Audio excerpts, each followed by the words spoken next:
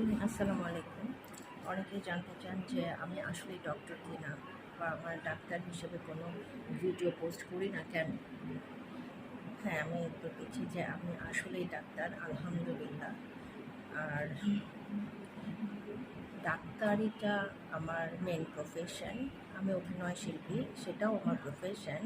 কিন্তু টিকটক যেহেতু একটা বিনোদন মাধ্যম, এখানে অভিনয় করার সুযোগ আছে, সেক্ষেত্রে আমি আমার অভিনয়ের পারফরমেন্সটাই বেশি শো করি।